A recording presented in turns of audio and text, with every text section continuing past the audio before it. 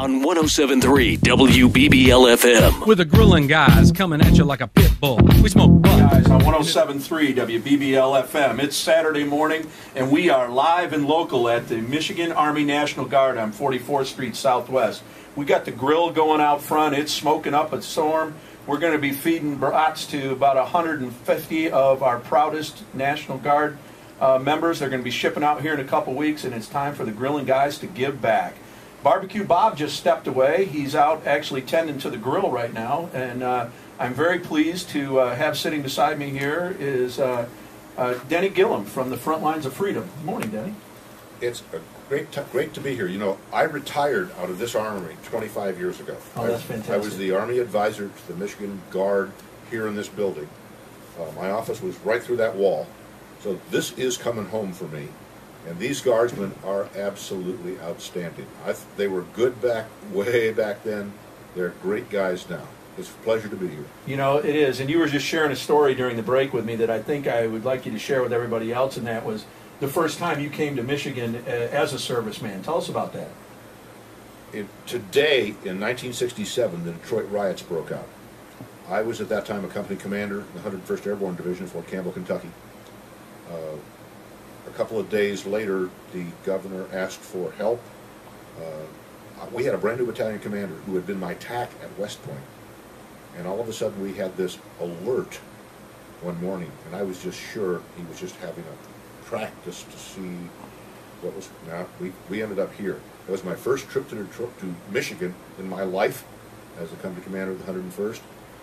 I was impressed, but not positively. And then many years later, when I got ordered to come here, I didn't want to come. Right. But I found out that all of Michigan is not like downtown Detroit. Did right. you know that? Thank God. Yeah, right. We do know that here in West Michigan. And my wife and I decided to retire and raise our family here. We fell in love with Michigan, so we are transplants. That's great. Well, joining us right now, we have another retired gentleman from the military, retired Sergeant Levandoski, and he has a special project that he's working on right now, and we want to spend a little bit of time learning more about that. So tell us what that's all about. Morning. I've got a project going on. It's called the Michigan Fallen Warrior Memorial. And what that is soldiers, sailors, airmen, and Marines that have been killed in action since 9/11 from the state of Michigan will be honored on this wall. And it's a large project. The memorial will be right on the front property of the Grand Valley Armory in Wyoming, Michigan. And it's going to be on the site, but as everybody knows, the state of Michigan doesn't have any money, so we have to do the fundraising to have it built. And I'm in a fundraising phase to get this done, and we're looking to raise $400,000 to get it built. You know, I've done some fundraising, and $400,000 to Joe, average citizen like all of us, I don't have that much in my pocket right now. I don't know about you. No, I'm a little short. But you can do that a buck at a time. If everybody will come up with $1 or $2, encourage their friends to, that's how this happens. Yes, we're hoping that a couple of major donors will come along, and they probably will, but they won't cover it all. We need every single person who cares about our troops. This is a great site. I know this site. I was out looking at it this morning. It's an excellent location. It'll be open to the public. There'll be plenty of parking. It's not something that will be hidden behind walls or behind chain link fence or something like that. It's really first class. And folks, let me encourage you from the bottom of my heart. Get involved. There's a website, Sarge. Yes, there's a website. It's Michigan Fallen Warrior Memorial.org, and there's actually, you can pay right online through PayPal, or it's got the address, which is P.O. Box 9943, Wyoming, Michigan 49509. You can send your checks, or stop by today at the Armory. We have an ammo can out front where you drive by and you can throw your donation in right now. And I tell you what, the grilling guys will give you a brat. We'll trade you a brat for a donation today. We've got a bunch of those going out there. We've had several of our local meat markets have stepped up to help us in this effort to feed the guys today, but also help us raise some money. So we've got plenty of brats out there. We'd be happy to trade you a brat for a donation.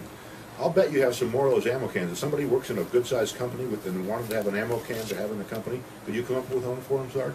I've got 200 ammo cans that have a slot cut open for putting donations in, and I've got more of them to put out to restaurants, bars, large companies.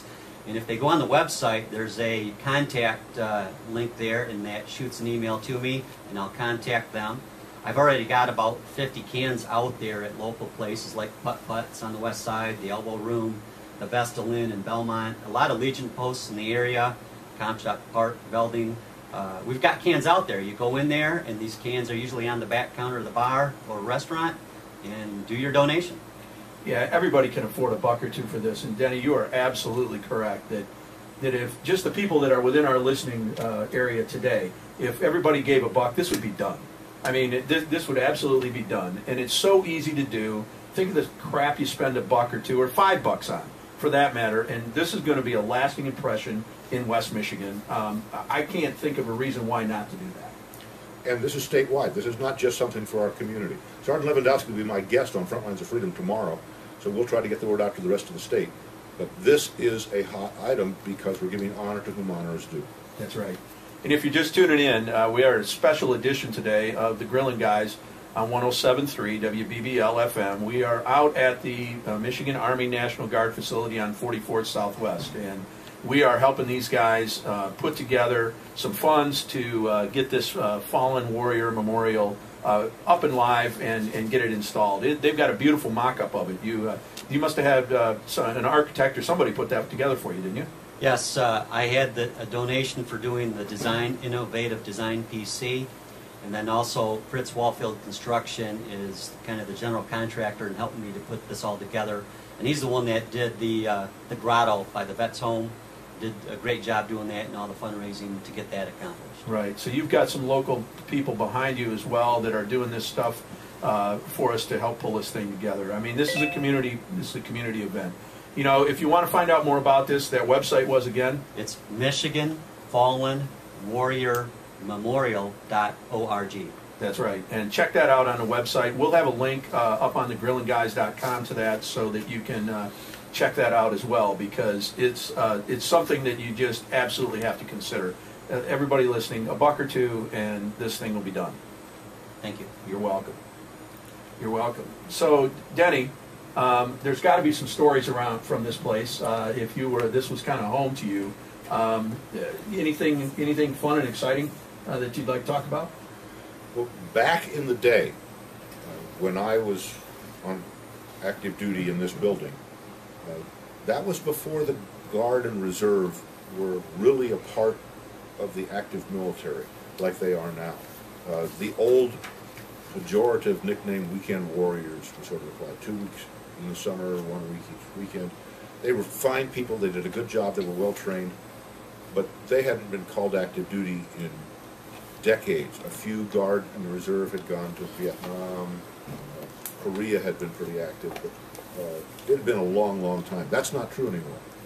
The Guard and Reserve now are as much a part of the active Army, the active military, as the active guys are, and they're incredibly well trained, motivated, and boy, do they need help, because when they go away, they're leaving jobs behind, they're leaving families behind that aren't on military posts, that don't have that kind of support.